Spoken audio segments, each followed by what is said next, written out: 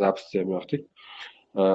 Ko'pchilik o'yladi, konferensiya bo'ldi deb, lekin konferensiya emas, bu maktab bo'ldi. Odatdan bizda bolachalar 1 yil davomida 9 oy o'qisa, biz oddiygina qilib aytganda 1 yil davomida 4 kun o'qidik. Lekin bu o'qish bizga o'sha 1 yillik o'qishga tatiydigan darajada bo'ldi. Buni o'tkazishdan maqsad o'zi asli bizga psixiatriya sohasini yanada takomillashtirish bo'yicha prezidentimizning 36.6 qarori chiqqan. Unga asoslanib Sog'liqni saqlash vazirligida psixiatriya sohasini yanada ishni optimallashtirish va muvofiqlashtirish uchun kadrlar yetishtirish, sohani yanada isloh qilish bo'yicha buyruq chiqqan.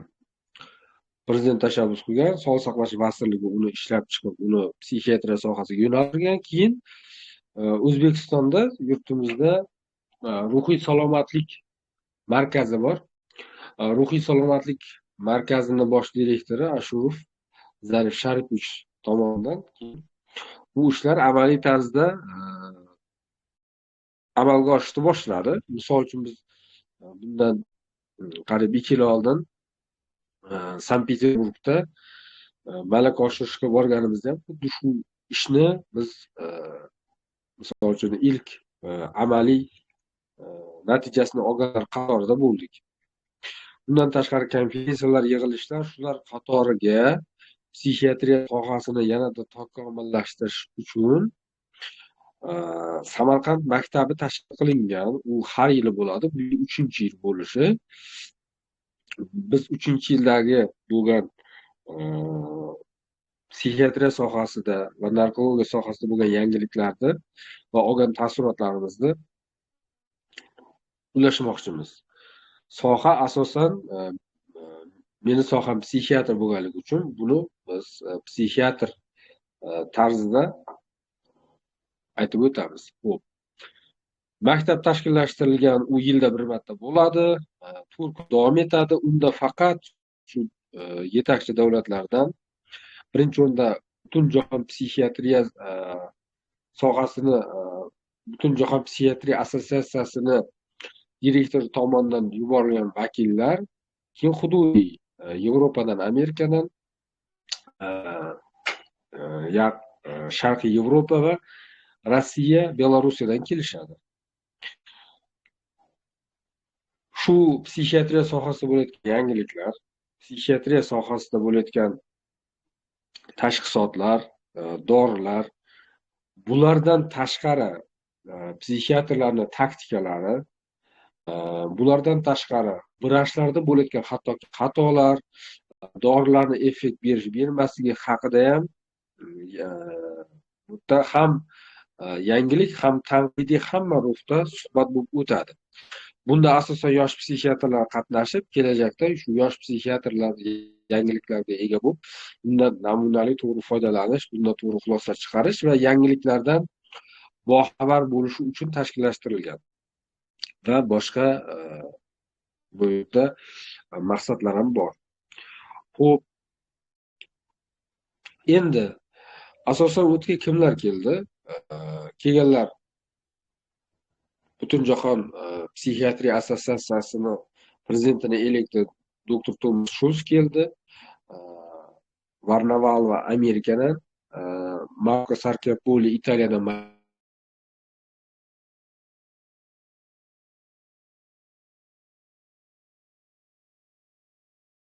Maliziya universitetidan, François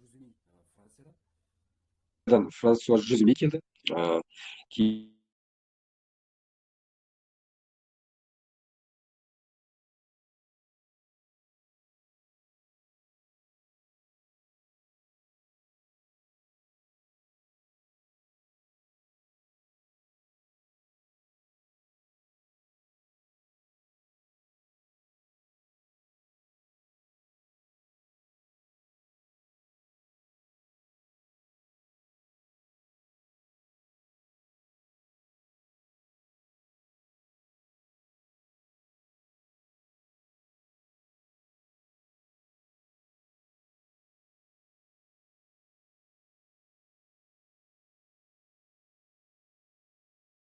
tovush uzilib qoldi adashmasam.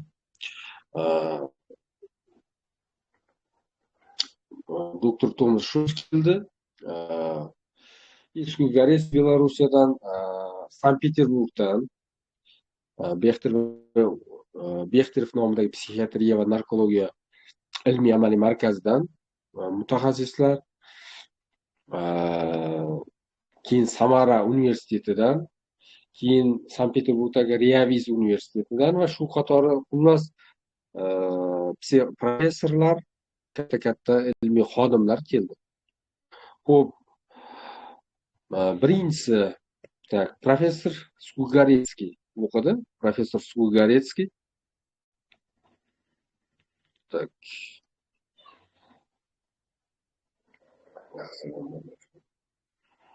Professor Skugaretskiy o'qidi.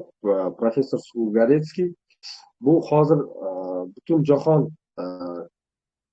kasalliklar klassifikatsiyasida hozir 11-taqriz chiqqan butun dunyo kasalliklarini klassifikatsiya qilib, ularga sifr qo'yib, uni hamma yer yuzida hamma tushunadigan tarzga olib kelingan. O'shanda yangi yondoshi bor, dimensial yondoshi, ya'ni oldinlari kasallikni bor yoki yo'q deb qaragan bo'lsa, hozirda kasallik bor yo'qligi plyus minusdan tashqari kasallikning darajasiga ham e'tibor beradigan holatga kelingan. Ya'ni kasallik bor bo'lsa, qay darajada og'irligini bilish uchun dimensial yondashadi. Ya'ni shizofreniya bor, yengil, o'rta og'ir, o'rta yengil kabi, oddiy qilib aytganda. O'sha narsa haqida suhbat bo'lib o'tdi va Sivalov Yuriy Pavlovich keldi. Sivalov Yuriy Pavlovich bu yangi turdagi psixotrop dorilarning effekti haqida suhbat bo'ldi. Psixotrop dorilarning ichida neyroleptiklar, aniqrog'i antipsixotiklar 3 pokoleniyaga bo'linadi. Birinchi avlod, ikkinchi, uchinchi avlod. Xabari bor, eshitganlar, sohadan xabari borlar, mana galoperidol, trifluperazin, chlorpromazin, levomopramazin degan dorilar bor. Bular birinchi avlod antipsixotiklar hisoblanadi. O'ziga yarasha zararli ta'sirlari va kuchli antipsixotik ta'sirlari bor. Hozirda ham misol uchun galoperidol misol uchun keng qo'llanadi. Ikkinchi avlod dorilar chiqdi. Bularga olanzapin tarkibli Alzap, Egalanza, Respiridon tarkibli Rispalep, Sedarex yoki Kvetiapin tarkibli Ketilep, Ketab kabi dorilar kashf qilingan. Hozirda 3-avlod dorilari kashf qilindi. 3-avlod dorilariga bu aripiprazon, kariprazin va lumateripten degan dorilar chiqdi. Lumateripten, aripegis hozirda o'sha ruxsat berilgan antipsixotiklar ichida, misol uchun autizm 3-avlod rapirabel yoki aripegis va 2-avlod dorisi Respiridon tarkibli dorilar, bu Sedarex, Rispalep, Respigadin nomidagi dorilar ishlatiladi. Ya'ni vaqt o'tgani sari dorilarni yanada aktivroq, yanada xavfsizroq guruhlari kashf qilib bo'linadi. Shularning ichidan o'sha 3-avlod dorilarimiz chiqqan. Ular misol uchun shizofreniyada asosiy qo'rqadigan narsa nima? Asosiy qo'rqadigan narsa bu asorat. Bu asorat bo'lganda ham emotsional irodaviy asorat beradi. Emotsional irodaviy asorat bergandan keyin bemorga ko'radigan narsangiz ichidan chiqib narsa qilishga xohish yo'qolish, hayot reja qilish, ish rejasi, hayot rejasi, kunlik rejalarni tuzishga nisbatan faollik yo'qolishi yoki emotsional empatiyani yo'qolish. Ya'ni qarama-qarshi turgan insonni, hattoki u onasi yoki otasini xursandchiligi yoki tashvishini umuman sezmaslik. Misol uchun uni kasalligidan shunchalik ularda misol uchun tushkun kayfiyat, bo'lishiga qaramasdan bola bemalol hech narsa bo'lmayotgandek o'tiradi. Empatiya, emotsional kontakt yo'qligi. Mana shu asoratga tushgandan keyin u bemorni qaytadan chiqarish qiyin bo'ladi. Zeroki jamiyatda faoliyat yuritish uchun emotsional irodaviy kontakt kerak o'zi aslida. Birinchi avlod dorilar kasallikni o'tkir psixotik holatlarga zo'r yordam beradi, lekin ularda defekt shakllanishini ozgina tezlashtirib ham beradi. O'sha defekt holatga tushgan paytda birinchi avlod dorilari yordam bermaydi deyishadi. Endi hozir kashf qilingan bu uchinchi avlod dorilar, ya'ni neyroleptiklarni, antipsixotiklarni, kariprazin, aripiprazol aynan o'sha defektdan bemordagi xohish yo'q holatdagidan qarish osonligi yoki ijobiy effekt berganligini aytishadi. Va ular hammasi, misol psixologlar defektga tushgan bemorlarni ishlatgan paytda ular nimadir qilish xohishlar paydo bo'lishi yoki emotsional kontaktlarni jonlanishi. Aniqrog'i uchinchi avlod antipsixotik yoki neyroleptiklarda antidepressant ta'siri borligi isbotlanib kelyapti. Xo'p. Bulardan mana shu endi shizofreniyaga o'xshash hozirgi paytda ozgina shu muhokamali holatlardan biri bu bosh miyani nerv hujayralarini, retseptorlarini zararlanishi tashxisi bor. Ya'ni anti-NMda retseptori ensefaliti degan tashxis bor. Ko'rinishi shizofreniya bilan bir xil kechadi. Oxirgi paytlarda mana 2007-2009 yillarda chiqarilgan publikatsiyalarda mana o'smir yoshdagi qizlarda va ayollarda 14 yoshdan 44 yoshgacha bo'lganlarda shizofreniyani belgilari yuzaga kelishi, lekin ularga antipsixotiklarning ta'sir qilmasligi ularda ruhiy kasallik emas, ensefalit kechayotganligi tasdig'ini topishgan va ularga gormon terapiya yoki ensefalitni davosi berilgan paytda shizofreniya belgilari yo'qolgan. Misol uchun autizm psixiatriyani bemori. Psixiatriyani bemori bo'lib, autizmni siz o'sha 3 ta asosiy belgisini topib turib ham ba'zan bemorda autizm kechmayotgan bo'lishi mumkin. Ya'ni shizofreniya kasalligi kechyapti deb taxmin qilib, lekin shizofreniya kasalligi ketmayotgan holatlar aniqlangan. Bu shuni ko'rsatadiki, tashxislar odatdan bu klinik hisoblanadi. Klinik degani bu shifokor tomonidan qo'yiladi. Klinik tashxis degani u hech qanaqa so'rovnomalar, hech qanaqa shkalalar yoki instrumental tekshiruvlar tomonidan qo'yilmaydi. Ya'ni aniqrog'i MRT yoki UZI yoki qon analiz yoki autizm shkalalari yoki boshqa bir so'rovnomalar, depressiyani aniqlovchi Beka, Gamilton testlari yoki intellektni aniqlab beradigan Veksler testlari shkalalar tashxis qo'yish uchun yordam beradi shifokorga, lekin tashxisni shifokor qo'yadi, chunki tashxis qo'yilayotgan bu tashxisotlar klinik hisoblanadi. Ana shu narsani aytib o'tmoqchi edim. Ya'ni tashxisot klinik jihatdan klinik shifokor tomonidan qo'yiladi. Xo'p. Endi asadulin bor. Asadulin bu bipolyar buzilishlar haqida azotrofil, bu Sankt-Peterburg ilmiy xodimi, Sankt-Peterburgdagi. Ularning asosiy temasi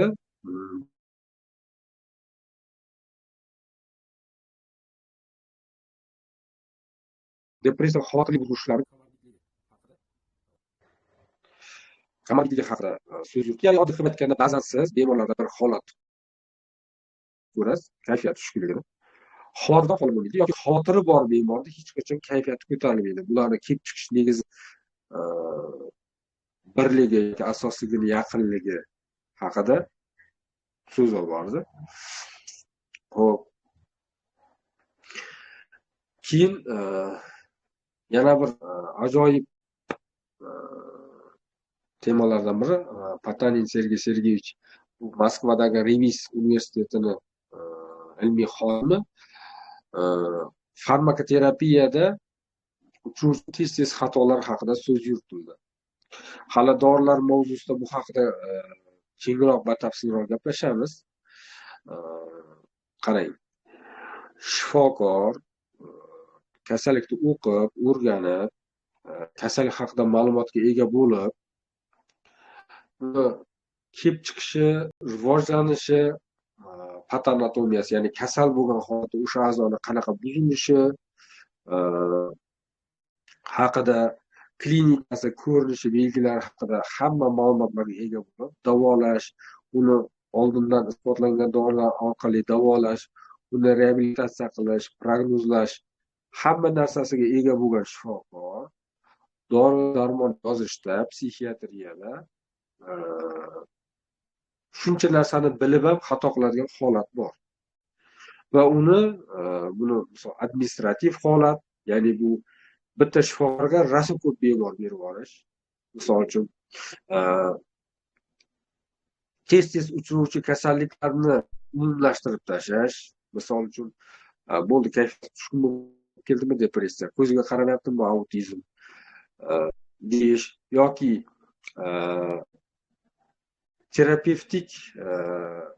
terapevtический привычка degan narsa bor ruschasiga. Terapevtik odatlar paydo bo'lish, qaysidir dorilarni yoqtirib qolish.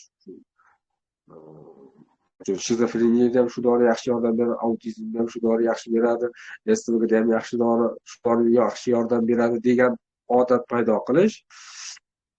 Va uchinchisi, o'sha dorilarni borgan sari isbotlangan tibbiyotda o'tmagan dorilarning miqdori ko'payishi, bu sekin asta shifokorlarda tez dori yozishda xatoliklarni ko'payishi haqida so'z olib borildi.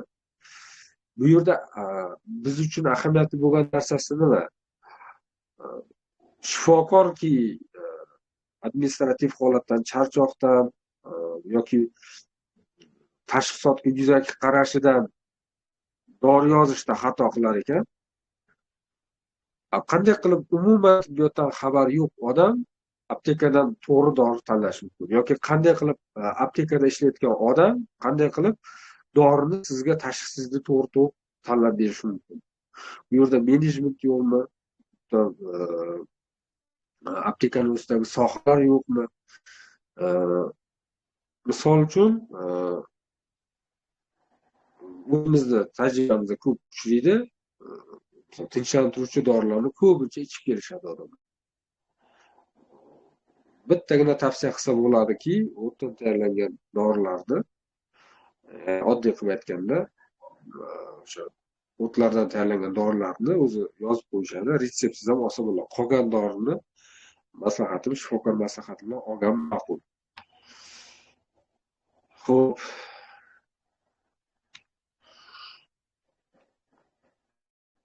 Keyin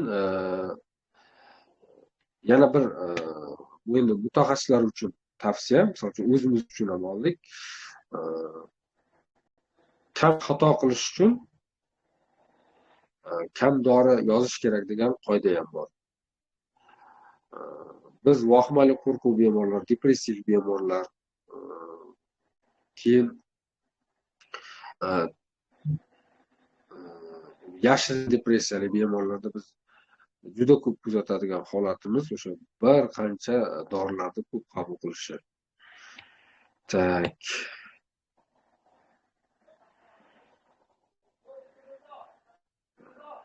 Keyin Pavlichenko tomonidan ajoyib, bu Pavlichenko Aleksey Viktorovich, bu ham Moskva Reis universitetining dotsenti. Bu ham ajoyib narsani, ajoyib temani ko'tardi. Bu kultural особенность, ya'ni ijtimoiy kelib chiqish an'analariga bog'liq holatlarni davoga yoki tashxisotga ta'sir ko'rsatishi.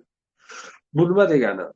Misol uchun deylik, dunyoni biron bir Yevropa yo Amerika rivojlangan xohlagan davlatida bir guruh shifokorlar tashxis qo'yishni ishlab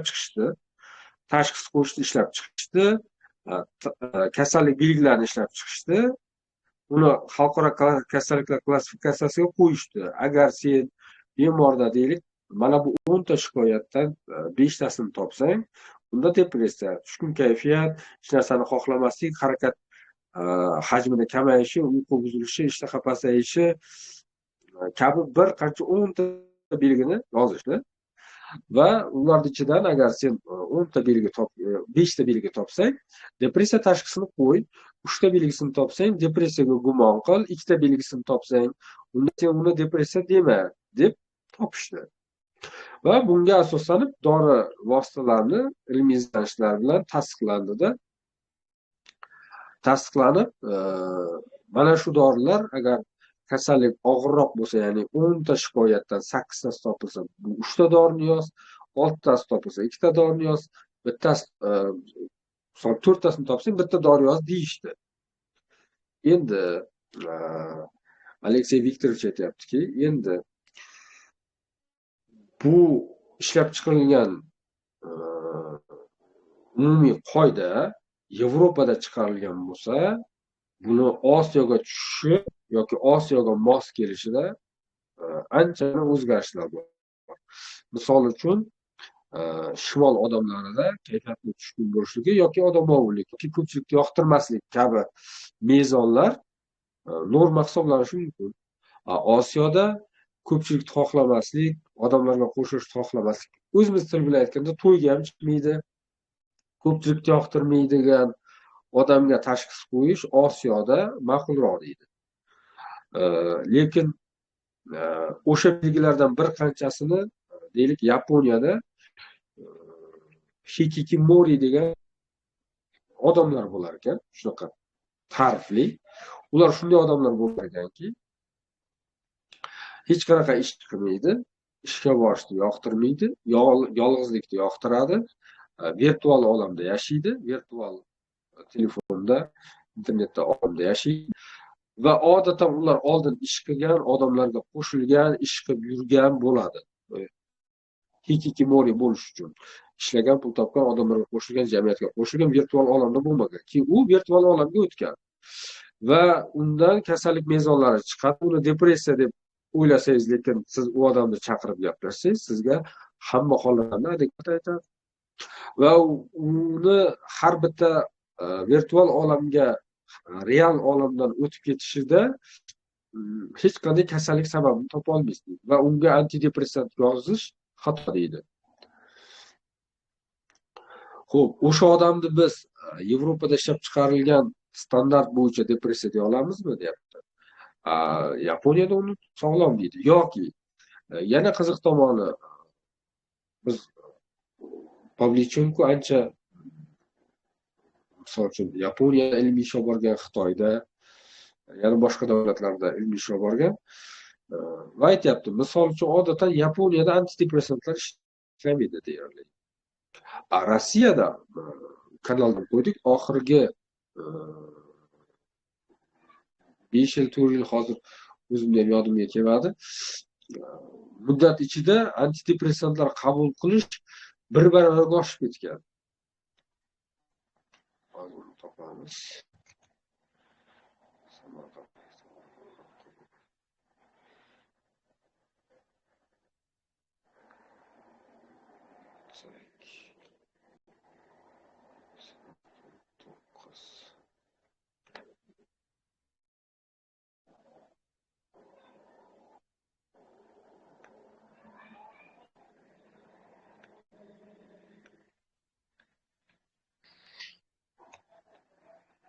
Hop.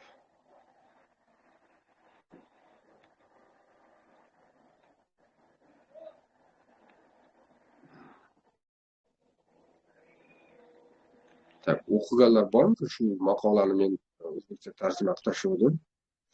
Antidepressantlarni qabul qilish bo'yicha. Ha, mana 5 yillik ekan. Xavotirli buzilishlarda 2019-2024 yillar oralig'ida e, xavotirli buzilishlar uchun qabul qilinayotgan anksiolitlarni e, odamlarni qabul qilayotgan odamlar soni 43 milliondan 77,5 milliongacha oshgan deydi. Ya'ni 2 barobarga oshib ketgan 5 yilda. Biz antidepressantlarni bemorlarga tushkun kayfiyatdan, depressiyadan tushish uchun, qutulib turish uchun qabul qilishda xalqimiz 2 barobar oshyapti deydi. Antidepressantlarni Yaponiyada deyarli effekti biz o'ylagandek